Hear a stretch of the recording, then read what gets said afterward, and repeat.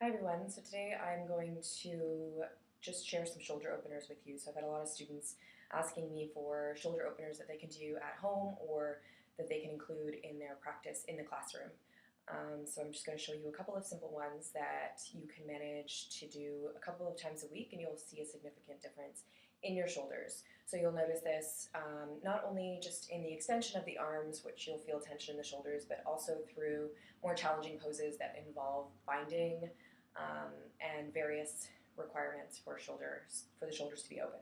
So the first one is Gomukhasana arms. So this traditionally is also taken with a leg variation that opens the hips, but today we'll just focus on the shoulders and the arms. So you'll need a strap and a mat. You don't even need the mat actually, just a strap.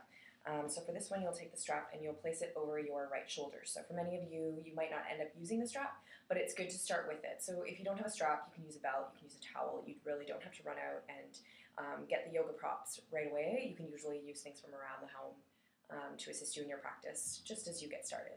So in this one, we'll take the right arm up above our head and reach between the shoulder blades. Left hand from the low back toward the shoulder blade. So your hands will be reaching toward one another. So I'll show you my hands. My hands on the right side reach, on the left they don't. So if your hands reach, you'll just grab for the fingers and then clasp the hands. If your hands do not reach, you'll be walking your hands toward one another using the strap. So keep crawling them. So at first you might find that they're a fair distance, and maybe after you've held the pose, you'll be able to walk your hands a little more with every breath. So as you grasp the strap, you'll notice that the ribs might be puffing out and you might be taking a scoop in the back. So just breathing into the mid-back, pressing slightly in toward the fist that's on the back, and drawing the ribs in. Holding this pose, you can draw the elbows slightly behind you, widening across your collarbones, and just breathing. So you can hold this pose for about a minute, just allowing yourself to use the breath to breathe space into the shoulders and release tension. So then when you release, your shoulders might feel stiff, a little lack of mobility. You can just circle the shoulders, maybe you could circle the arms, just giving yourself a couple of moments to absorb the opening. Then you'll repeat on the other side. So again, if you used or didn't use the strap on the other side is irrelevant. Two shoulders are very different. I suggest taking the strap again and placing it over the left shoulder. Left hand comes up, reaches between shoulder blades. Right hand comes from the low back toward the shoulder blades again. So my hands don't reach on this side, so I'll be using the strap. So just the strap is there if you need it. Walking hands up the strap or clasping the fingertips behind you. Notice if the ribs are puffing, softening them in toward the body. Another way of visualizing this is breathing into the mid-back. Okay, so another variation using Gomukhasana arms is going to use the strap again. So we'll take the same variation that we did previously, but we're going to stand up and take it with a wide-legged forward fold. So in this case, we'll come to stand. You'll separate the feet. So usually, in order to check how wide your feet should be, you could extend your arms, and you want your feet as wide as your wrist creases. And then you'll turn your toes in so that they're slightly more narrow than your heels. Extend the right fingertips up, reaching right hand toward the shoulder blade. Left hand coming from the low back toward the shoulder blades, walking the hand down the strap. Perhaps the fingertips find one another and you can clasp the hands, or you'll just walk the hands closer toward one another. Inhale to lift the chest, and exhale, begin to fold forward. If you're feeling really tight through the backs of the legs, you can bend the knees slightly, distributing the weight through all four corners of the feet, so we have a tendency to lean back into the heels and stick the bum out. So just leaning forward slightly, distributing the weight evenly, letting the head relax, and then holding here. After about 5 breaths, inhale to come back up. Release the arms, roll the shoulders, and then we'll repeat on the other side, taking the strap onto the left shoulder. Left hand comes up, reaches for the strap between the shoulder blades. Right hand comes from the low back toward the shoulder blades, walking the hands up the strap. Perhaps the hands meet, and you can interlace the fingers. As you ground firmly into the outsides of your feet, inhale to lift the chest and exhale to fold forward. Again, small bend in the knees, lengthening the chest on the inhale, exhale, folding deeper, and relaxing the head, maybe even nodding yes and no, just to ensure that both sides of the neck are soft. Nice deep inhales, breathing space into the shoulders. Exhale, releasing tension. And after 5 breaths, inhaling up with a flat back, releasing the strap, and rolling the shoulders. So a second shoulder opener that will help to open up the shoulders over time and that we frequently practice in class involves eagle arms. So again, we will not use the legs right now. We're just going to focus on the shoulders. So for eagle arms, you would extend the arms and then sweep right arm under left arm, bending the elbows, elbows meet. And then your right hand crosses past the left hand so that the palms can touch, almost like prayer hands, but with the funky elbows beneath. So for some of us, the shoulders are so tight that we cannot grab the hands.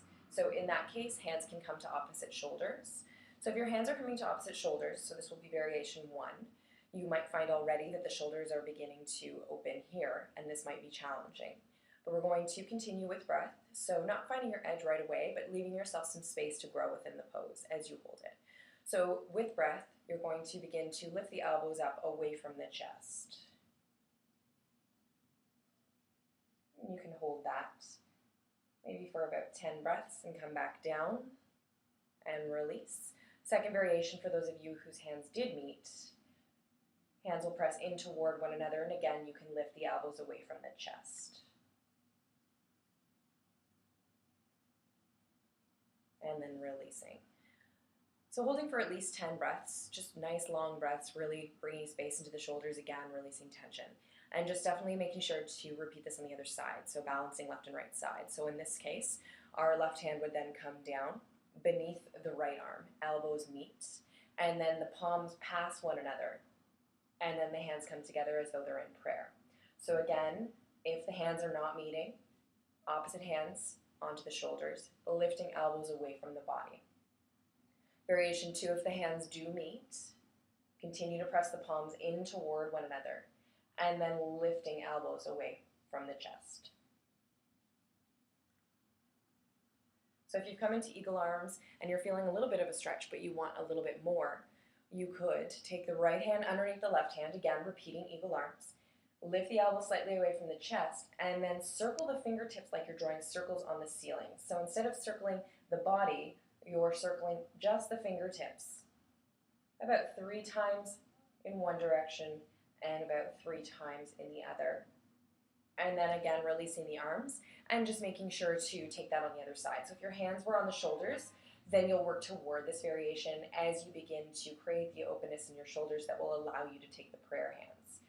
No self-judgment here. If you're tight in the shoulders, then you're tight in the shoulders, and these shoulder openers will help you over time so that you can move toward some of the other variations. So another shoulder opener is to stand, again, using the strap. And as I said earlier, if you don't have a strap, just grabbing a towel or a belt or anything that resembles this strap.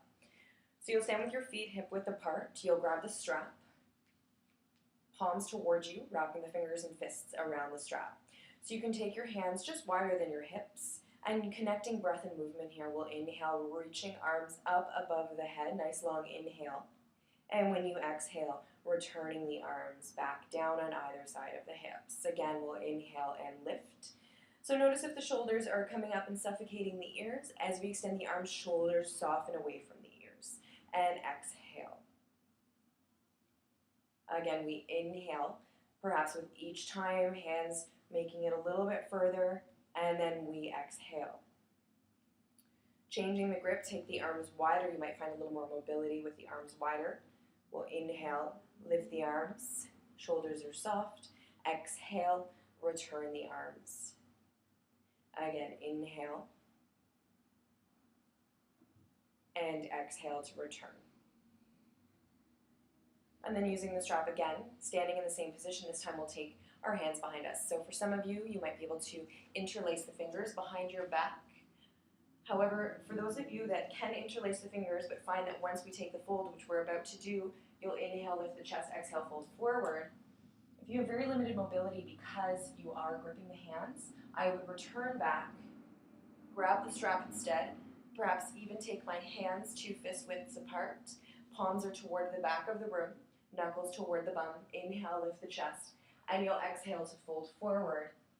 And perhaps this time, allowing the hands to fall forward, the strap allowing more shoulder mobility, more opening. And then taking a slight bend in the knees if you're feeling a rounding through the spine. So we want a nice long spine. So bending the knees as much as you need to to allow your abdomen to lie along the spine. Long, straight spine, head is heavy. Maybe nodding yes and no, just continuing to release even more tension from the neck and shoulders. And then we can hold here for about 10 breaths.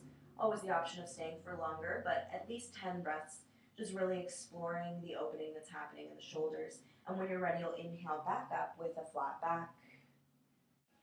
So another great shoulder opener, no need for any straps or props of any kind. You don't even need your mat if you're at home. So you'll come to lay on the abdomen or on your front body, and you'll bring your arms into a T. So we'll start with the left arm extended, and then we'll lift the right leg up and bring it up and over the body as the left hand stays extended. The right hand can remain on the wood, or on the mat rather, and the right foot steps behind you. So you'll notice your body's beginning to roll over and put some pressure onto the left shoulder. So arm variations, keeping the fingertips exactly where they are if you're already at your edge, or right fingertips can reach up toward the ceiling, or right hand can fall behind you toward left hand. If you want even more, the bottom leg, the left leg, could bend and begin to roll towards the right knee. When you're ready, you'll release. Coming back to center, and we'll take this on the other side, which will allow you to also see what the back of the pose looks like. So this time we'll look towards the left fingertips. We'll lift the left leg up and step it behind us with a bend in the knee, almost like you do in flip dog. Right fingertips remain extended, and you can bring the right ear to the mat. Left fingertips can either stay pressed down into the mat for support, or you can extend left fingertips up toward the ceiling, continuing to roll down onto that right shoulder. If you want even more, extending the left fingertips behind you, and then maybe lifting the left leg away from the mat, small bend in the knee.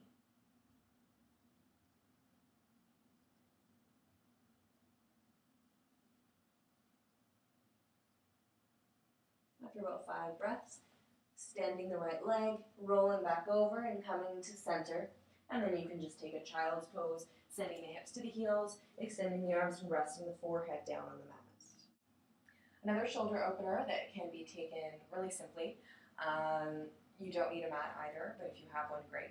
So you'll just be coming onto all fours, tabletop, shoulders over wrists, hips over the knees. So the tendency here is to send the hips back as though you were coming into child's pose, but in this pose you're actually going to keep the hips over the knees. So you want them to stay there. So we're only moving the arms. So the arms will walk forward to the top of the mat, so that there's a nice long line from the wrists to the shoulders. Hands are still shoulder width. And then from here, we're going to begin to sink the chest down. Notice that the hips remain the same, and you'll be sending the tailbone up toward the ceiling as the chest sinks down. So bringing the chin toward the mat, taking the gaze directly in front of you, you'll feel an opening through the shoulders as you allow the underarms to sink, and the chest to sink, and the chin to rest on the mat.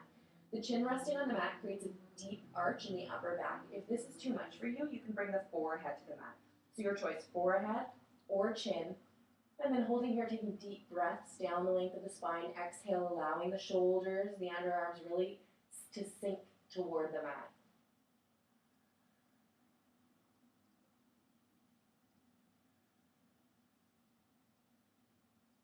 Taking about 5 breaths here, and then we'll take the second variation. Everything remains the same. Grounding into the left hand, scooping right fingertips underneath the left arm, coming to lay on the right shoulder. Very similar in the upper body to the last pose.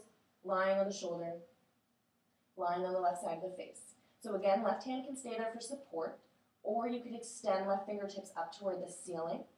The other variation is to wrap the arm around the low back, grabbing the right hip crease, and then rolling left shoulder away from left collarbone.